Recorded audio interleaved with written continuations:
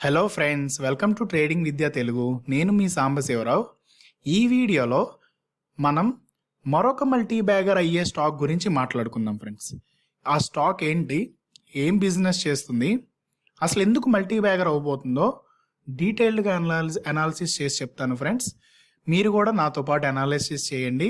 ఆ స్టాక్ పేరే state bank of India అనమాట. సో ఈ స్టాక్ ఎందుకు మల్టీ బ్యాగర్ అవ్వబోతుందో డీటెయిల్డ్గా అనాలిసిస్ చేసి చెప్తాను ఫ్రెండ్స్. సో ముందుగా ఒక డిస్క్లైమర్ వేస్తున్నాను, నేనైతే సెబీ రిజిస్టర్డ్ అనలిస్ట్ అయితే కాదు, అండ్ నా అనాలిసిస్ వచ్చేసి ప్యూర్లీ ఎడ్యుకేషనల్ పర్పస్ కోసమే ఫ్రెండ్స్. ఎటువంటి బై ఆర్ సెల్ రికమెండేషన్ నేను ఇవ్వట్లేదు. టార్గెట్స్, ఎంట్రీ లెవెల్స్ వచ్చేసి ప్యూర్గా నా అనాలిసిస్ మీద చెప్తున్నాను ఫ్రెండ్స్. అండ్ మీరు కనుక ఈ స్టాక్లో ఎంట్రీ తీసుకుందాం అనుకుంటే మీరు కూడా మీ అనాలిసిస్ చేయండి, లేకపోతే మీ ఫైనాన్షియల్ అడ్వైజర్ని కన్సల్ట్ చేసి స్టాక్ ఎంట్రీ గురించి డెసిషన్ తీసుకోండి.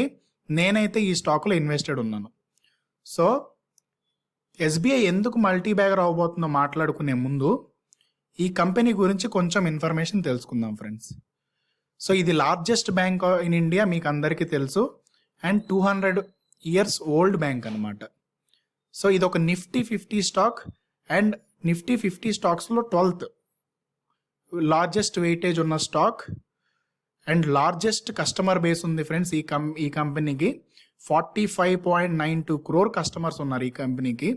అండ్ ఇండియాలో జనాభా ఎంత ఫ్రెండ్స్, 130 to 140 crore అనమాట. దాంట్లో ఎంతమంది కస్టమర్స్ ఉన్నారు ఫ్రెండ్స్, వీళ్ళకి 45.92 crore కస్టమర్స్ అనమాట. సో ఇది ఒక బిగ్ పాజిటివ్గా తీసుకోవాలి ఫ్రెండ్స్. అండ్ బ్రాండ్ వాల్యూ అనమాట, ఇండియాలో ఉన్న ప్రతి ఒక్కరికి స్టేట్ బ్యాంక్ ఆఫ్ ఇండియా గురించి తెలుసు, అండ్ ఇది ఒక బిగ్ పాజిటివ్ కింద కన్సిడర్ చేయాలి. ఇది ఒక public sector undertaking bank. So government నడుపుతుంది ఈ బ్యాంక్ అని మనం అర్థం చేసుకోవాలి. And fortune 500 company friends. So ఏ సెగ్మెంట్స్లో ఎంతెంత మార్కెట్ షేర్ ఉంది ఈ కంపెనీకి క్లియర్గా తెలుసుకుందాం ఫ్రెండ్స్. కస్టమర్ డిపాజిట్స్లో 24% మార్కెట్ షేర్ ఉందన్నమాట. అంటే ఇండియాలో ఉన్న అన్ని బ్యాంక్స్లో వీళ్ళే 24% మార్కెట్ షేర్ ఉందన్నమాట. అంటే మిగతా బ్యాంక్స్ అన్నిటికీ 76% మాత్రమే మార్కెట్ షేర్ ఉందని చెప్పి మనం అర్థం చేసుకోవాలి. ఇది ఒక బిగ్ పాజిటివ్ కింద కన్సిడర్ చేసుకోవాలి. అండ్ లోన్స్లో 20% మార్కెట్ షేర్ని ఎంజాయ్ చేస్తున్నారు అనమాట. అంటే మిగతా బ్యాంక్స్ 80% మార్కెట్ షేర్ని ఎంజాయ్ చేస్తుంటే ఇది ఒక్కటే 20% మార్కెట్ షేర్ని ఎంజాయ్ చేస్తుంది. ఇది ఒక బిగ్ పాజిటివ్గా కన్సిడర్ చేయాలి. డెబిట్ కార్డ్ స్పెండ్స్లో 30% మార్కెట్ షేర్ని ఎంజాయ్ చేస్తుంది. పాయింట్ ఆఫ్ సేల్స్ అంటే ఏంటో చెప్తాను ఫ్రెండ్స్. ముందు స్వైపింగ్ మెషిన్స్ ఉంటాయి కదా ఫ్రెండ్స్, ఎక్కడన్నా మనం ఏదన్నా పర్చేస్ చేస్తే స్వైపింగ్ మెషిన్స్ ఉంటాయి కదా, దాంట్లో ఆ స్వైపింగ్ మెషిన్స్లో 13.19% మార్కెట్ షేర్ని ఎంజాయ్ చేస్తున్నారు అన్నమాట వీళ్ళు. అండ్ ట్రాన్సాక్షన్స్ ఇన్ ఆల్టర్నేట్ ఛానల్స్లో 93% మార్కెట్ షేర్ని ఎంజాయ్ చేస్తున్నారు. దీని గురించి కూడా చెప్తాను ఫ్రెండ్స్. అంటే మనం ఏదైనా ట్రాన్సాక్షన్ చేస్తే ఆన్లైన్లో, సో ఎస్బీఐ ద్వారా పేమెంట్ అయ్యేది 93% మార్కెట్ షేర్ ఉందన్నమాట. సో కీ వాల్యూస్ ఏంటి, మార్చ్ 2021కి కీ వాల్యూస్ ఎలా ఉన్నాయి అనేది చూద్దాం. క్యాపిటల్ ఎడిక్వసీ రేషియో 13.74%గా ఉంది ఫ్రెండ్స్. ఇది ఒక గుడ్ పర్సంటేజ్ అని చెప్పి మనం అర్థం చేసుకోవాలి. నెట్ ఇంట్రెస్ట్ మార్జిన్ వచ్చేసి 3.26%గా ఉంది. ఇది కూడా గుడ్ ఇంట్రెస్ట్ మార్జిన్ పర్సంటేజ్ అని చెప్పేసి మనం అర్థం చేసుకోవాలి. గ్రాస్ ఎన్పిఎస్ అంటే మొండి బకాయిలు ఫ్రెండ్స్. ఇది బ్యాంక్ యొక్క ఎసెట్ క్వాలిటీని మెజర్ చేస్తుంది అనమాట. గ్రాస్ ఎన్పిఎస్ వచ్చేసి 4.98%గా ఉంటే నెట్ ఎన్పిఎస్ వచ్చేసి 1.50%గా ఉంది.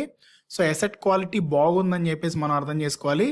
కాసా రేషియో వచ్చేసి 46.13%గా ఉందన్నమాట. CASA ratio anything above 40% is a very good percentage అని చెప్పేసి మనం అర్థం చేసుకోవాలి. And gross NPAs, net NPAs బాగున్నాయని చెప్పాను కదా friends.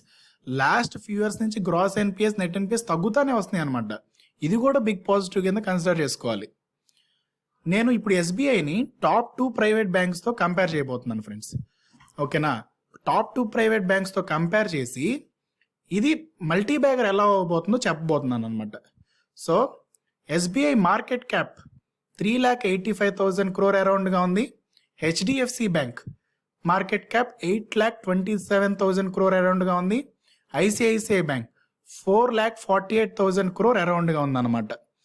And current market price వచ్చేసి 432 రూపీస్గా ఉంటే ఎస్బీఐకి, హెచ్డిఎఫ్సి బ్యాంక్కి 1,500 రూపీస్గా ఉంది. ఐసిఐసిఐ బ్యాంక్కి 648 రూపీస్గా ఉందన్నమాట. అండ్ బుక్ వాల్యూ చూడండి ఫ్రెండ్స్, బుక్ వాల్యూ వచ్చేసి 309 రూపీస్గా ఉంటే ఎస్బీఐకి, హెచ్డిఎఫ్సి బ్యాంక్కి 320 రూపీస్ అండ్ ఐసిఐసిఐ బ్యాంక్కి 178 rupees. And price to book value observe చేయండి friends, price to book value వచ్చేసి 1.40 రూపీస్గా ఉంది. అండ్ హెచ్డిఎఫ్సి బ్యాంక్కి 4.69 టైమ్స్లో ట్రేడ్ అవుతుంది. ఐసిఐసిఐ బ్యాంక్ వచ్చేసి 3.65 టైమ్స్లో ట్రేడ్ అవుతుంది.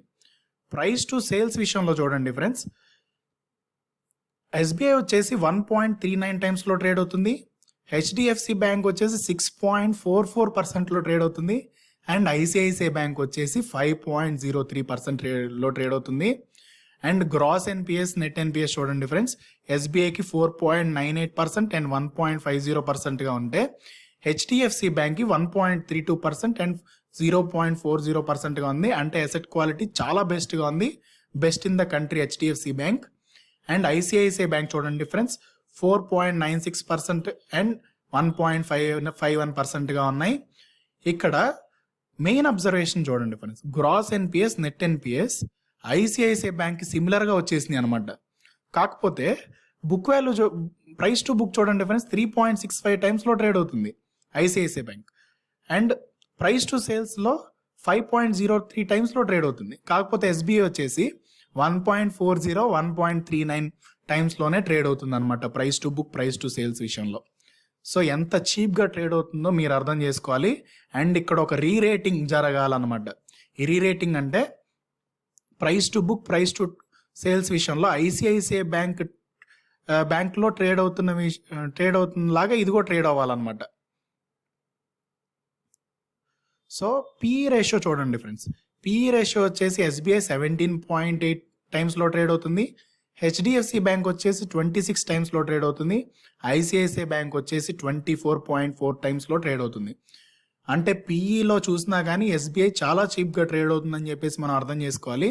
And SBI deposits friends, customer deposits వచ్చేసి 41 lakh crores ఉందన్నమాట అరౌండ్.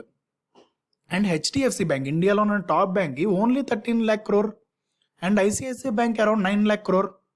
సో డిపాజిట్స్ చాలా ఎక్కువగా ఉన్నాయి ఫ్రెండ్స్ ఎస్బీఐకి, అండ్ ఇది చాలా మంచిది ఈ బ్యాంక్కి. అండ్ కాసా రేషియో చూడండి friends, better than HDFC bank, better than ICICI బ్యాంక్గా ఉందన్నమాట. కాసా రేషియో 46.13%గా ఉంది ఎస్బీఐకి. అండ్ క్యాపిటల్ ఎడిక్వసీ రేషియోలో కొంచెం ల్యాగ్ అవుతుంది friends. Capital adequacy ratio SBI 13.74%గా ఉంది, హెచ్డిఎఫ్సి బ్యాంక్ 18.8%గా ఉంది, ఐసిఐసిఐ బ్యాంక్ 19.12%గా ఉంది. అండ్ క్యాపిటల్ ఎడిక్వసీ రేషియో ఇక్కడి నుంచి ఇంప్రూవ్ అయ్యే ఛాన్స్ ఉంది ఫ్రెండ్స్. ఎందుకంటే ఎన్పిఎస్ తగ్గుతుంది అంటే ప్రాఫిట్స్ పెరుగుతాయి. ప్రాఫిట్స్ పెరిగితే కొంత అమౌంట్ని వీళ్ళు క్యాపిటల్ ఎడిక్వసీ రేషియో కోసం పక్కన పెడతారనమాట. సో క్యాపిటల్ ఎడిక్వసీ రేషియో ఇక్కడి నుంచి పెరగాలని చెప్పేసి నా observation friends. And chart pattern చూడండి friends, last 10 years chart pattern ఇది. అండ్ ఇది ఒక మంత్లీ చార్ట్ అనమాట. సో లాస్ట్ 10 years నుంచి మనం చూస్తే ఒక రేంజ్లో ట్రేడ్ అవుతుందని చెప్పేసి మనం అర్థం చేసుకోవాలి. ఫ్రమ్ 145 to 350 రేంజ్లో లాస్ట్ 10 years నుంచి ట్రేడ్ అవుతుంది. అంటే లాస్ట్ 10 years నుంచి ఏమీ రిటర్న్ ఇవ్వలేదు, ఒక రేంజ్లో ట్రేడ్ అవుతుందని చెప్పేసి మనం అర్థం చేసుకోవాలి. అండ్ రీసెంట్గా వీటి ఎన్పిఎస్ అనేవి చాలా బాగా తగ్గిపోవడం వల్ల అండ్ ఐసిఐసిఐ బ్యాంక్కి దగ్గరలో కూడా రావటం వల్ల ఇది ఇక్కడి నుంచి బ్రేక్అవుట్ అయింది ఫ్రెండ్స్. బ్రేక్అవుట్ అయితే దీన్ని మల్టీ ఇయర్ బ్రేక్అవుట్ అంటారు ఫ్రెండ్స్. మల్టీ ఇయర్ బ్రేక్అవుట్ అయితే స్టాక్ రేస్ గుర్రంలాగా పరిగెడుతుందని చెప్పేసి మనం అర్థం చేసుకోవాలి. అండ్ ఇక్కడి నుంచి 1500, 1600 కూడా పాసిబుల్ అంటే పాసిబులే ఫ్రెండ్స్. ఎన్పిఎస్ తగ్గుతూ ఉండి ప్రాఫిట్స్ ఇలానే పెరుగుతూ ఉంటే ఖచ్చితంగా 1500, 1600 లెవెల్స్ కూడా అచీవబుల్ అవ్వడానికి పాసిబిలిటీ ఉందని నేను అనుకుంటున్నాను. అండ్ ఇది మల్టీ ఇయర్ బ్రేక్అవుట్ నేను అబ్జర్వ్ చేశాను ఫ్రెండ్స్. ఓకేనా? సో ఫైనల్గా నా అబ్జర్వేషన్స్ అండ్ కంక్లూజన్స్ ఏంటి? Gross NPAs, net NPAs ICICI బ్యాంక్కి సిమిలర్గా ఉన్నాయి. లార్జెస్ట్ డిపాజిట్ బేస్ ఉంది, ఇది బిగ్ పాజిటివ్ ఈ బ్యాంక్కి. అండ్ డిక్రీజ్ ఇన్ ఎన్పిఎస్ అనమాట. లాస్ట్ ఫ్యూ ఇయర్స్ నుంచి ఎన్పిఎస్ తగ్గుతానే వస్తున్నాయి, ఇంకా తగ్గుతాయి. ఐసిఐసిఐ బ్యాంక్ అయితే 3.55 టైమ్స్ టు బుక్ వాల్యూలో ట్రేడ్ అవుతుంది, కానీ ఎస్బీఐ వచ్చేసి 1.40 టైమ్స్లోనే ట్రేడ్ అవుతుందని చెప్పేసి మనం అర్థం చేసుకోవాలి. అంటే చాలా చీప్గా ట్రేడ్ అవుతుందని చెప్పేసి నేను కంక్లూడ్ చేస్తున్నాను. ఒక క్యాపిటల్ ఎడిక్వసీ రేషియోలోనే ఇది ల్యాగ్ అవుతుంది. సో క్యాపిటల్ అడిక్వసీ రేషియో కూడా ఇక్కడి నుంచి ఇంప్రూవ్ అవ్వాలని చెప్పేసి నేను అనుకుంటున్నాను. చార్ట్ ప్యాటర్న్లో మల్టీ ఇయర్ బ్రేక్అవుట్ చూపిస్తుందని చెప్పేసి నేను ఆల్రెడీ చూపించాను.